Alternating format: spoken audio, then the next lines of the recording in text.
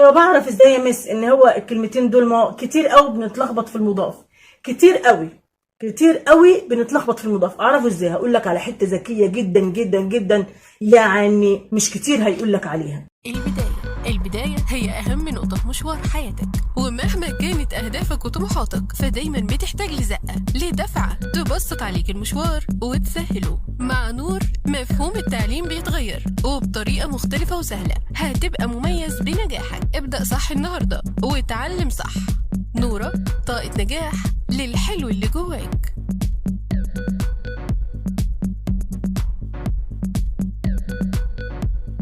السلام عليكم ورحمة الله وبركاته. أهلا بيكم ولاد وبنات طلاب الشهادة الإعدادية، مش الثانوية بقى. مفاجأة ليكم أو قصرنا معاكم السنة اللي فاتت، وبإذن الله هنجتهد معاكم كل الاجتهاد السنة دي، وبإذن الله تكونوا أبطال إعدادية 2023 إن شاء الله. هنشتغل مع بعض النهاردة أول درس من دروس النحو وهو المنادى. اوف يا مس، درس دمه تقيل على قلبنا ودرس رخم وملخبط كده وبنتلخبط فيه كلنا.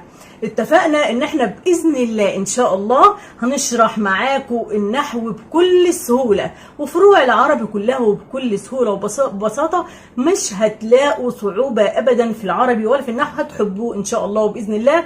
ويلا بينا ندخل في موضوع الدرس. اول حاجه عندك لازم تعرف ان المنادى ده شيء معرب وشيء مبني قدامك اهو، فرعين.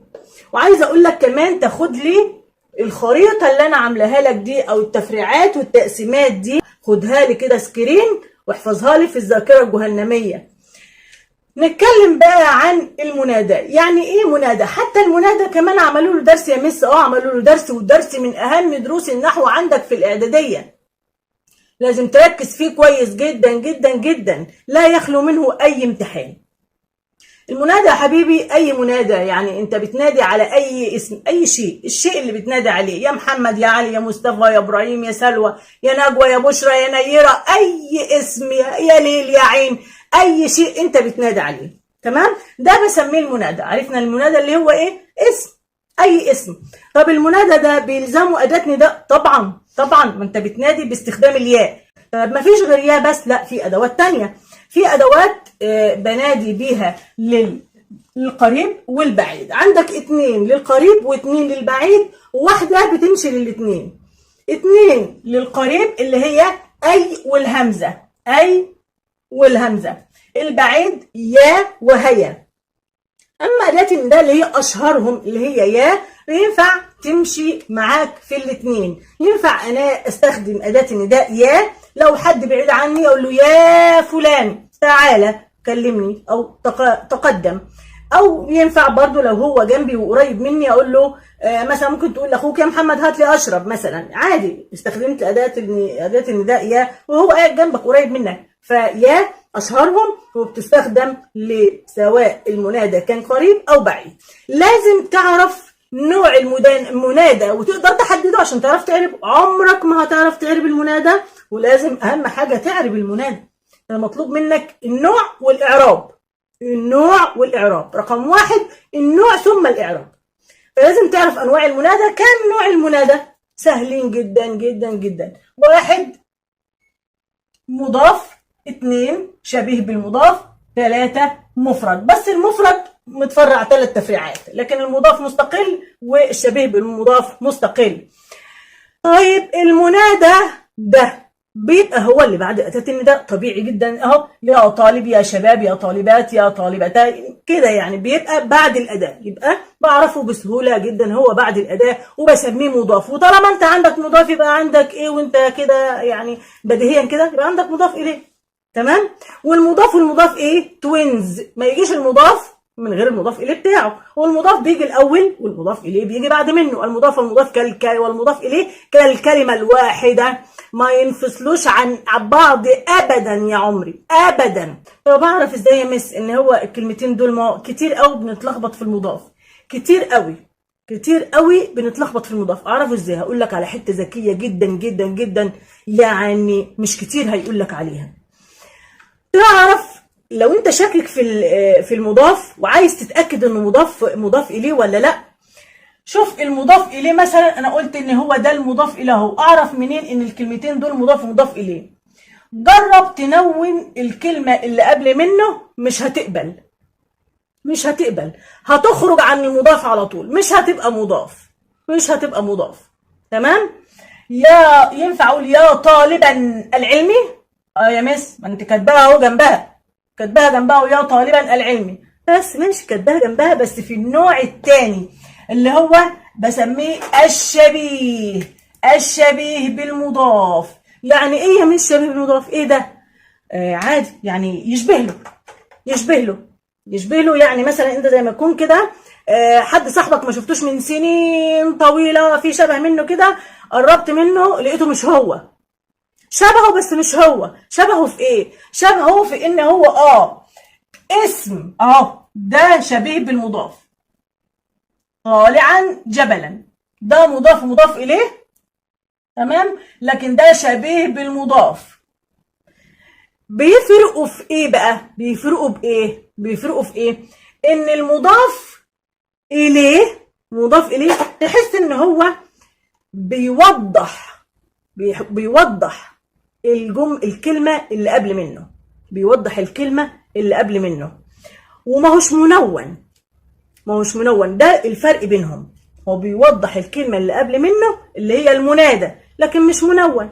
لا، ده بيوضح الكلمة اللي قبل منه، لكن منون اللي قبل منه منون، هنا مش منون.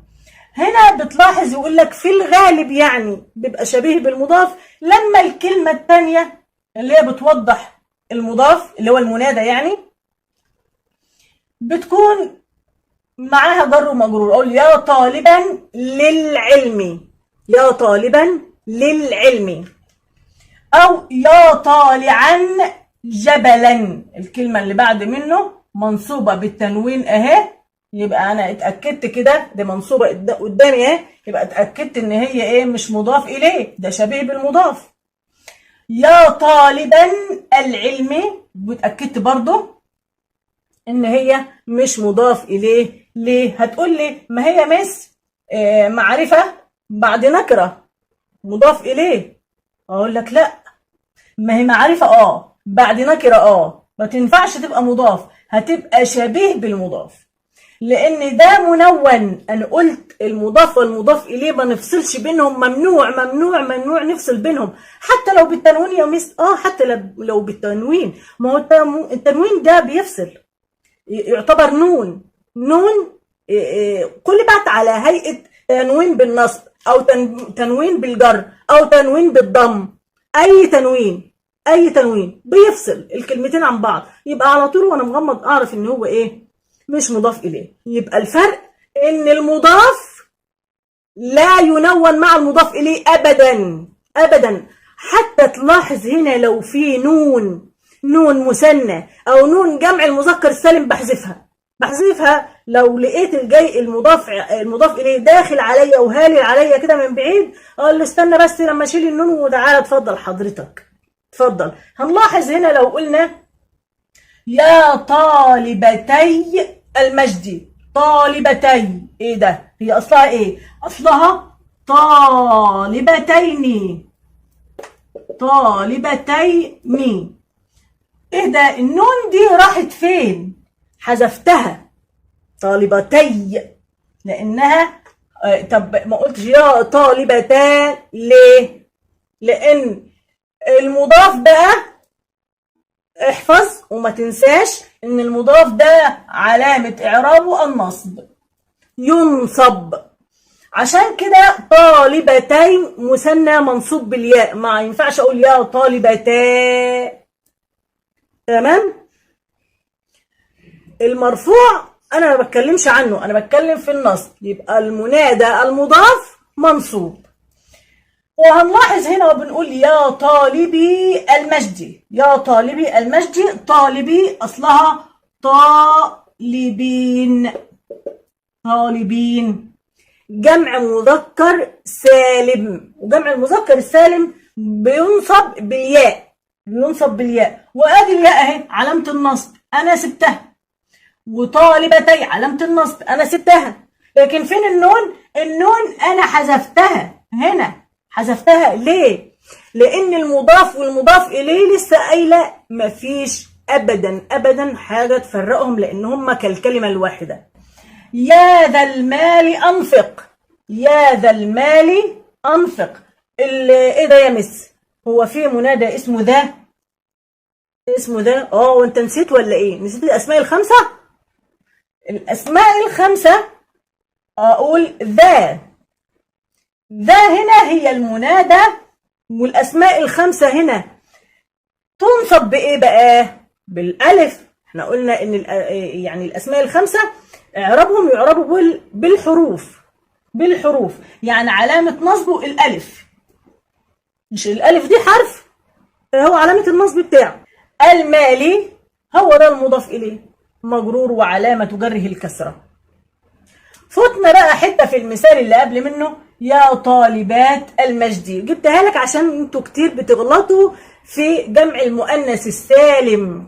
جمع المؤنث السالم لما يكون منصوب بيبقى منصوب بالكسره. اصلك انت تقول لي منصوب ما هو بالفتحه، مش علامه النصب بالفتحه. لا، لازم تفتكر كويس جدا ان جمع المؤنث السالم بيتنصب بالكسره مش بالفتحه. يبقى طالبات ده الاسم اهو المنادى، اعربه ايه؟ اعربه حسب نوعه. ابص له كده، انت مضاف؟ مضاف، لان انت اهو الكلمه اللي جت بعد منك وضحت معناك. يعني انا لو قلت يا طالبات وسكت، انا كده فهمت حاجه؟ ما فهمتش حاجه. الكلمه اللي بعدك وضحتك شويه، وضحت، لان وضحت. الطالبات دول طالبين ايه؟ طالبين حسنه، طالبين دعوه، طالبين غدا، طالبين عشاء، طالبين ايه؟ طالبين المجد. يبقى هي وضحت. تمام. طب المنادى، الاسم المنادى اللي هو المضاف، انا اقول مضاف، اقول اسم منادى واحد لاثنين يعني، اذا كان قبله اداه نداء. فانت منون؟ لا مش منون. طب انت مثنى، فين النون؟ طارت، النون طارت، النون تشوف الاضافه تطير، يبقى انت كده تمام، انت نوعك مضاف. هنا الشبيه بالمضاف زي ما قلت لكم يشبهه، بس هتلاقوا يا طالبا للعلم، هتلاقي برضو كلمة للعلم تمام زيه بالظبط. ما هو بقول شبيه، شبيه يشبهه. يشبهه في ايه؟ في ان الكلمة اللي بقى الاسم اللي جه بعد المنادى بيوضحه، لان برضو يا طالعا، يا طالبا، يا طالبا ايه؟ طالبا ايه؟ انا مش عارفه هو طالب ايه بالظبط. طالب القرب مثلا؟ لا، طالب للعلم. وضحت برضو. خلاص، يبقى هي شبهها. لكن ايه اللي عرفني انها مش مضاف؟ اللي عرفني التنوين ده هو اللي انت شايفه. التنوين في تنوين، يبقى على طول تقول شبيه بالمضاف.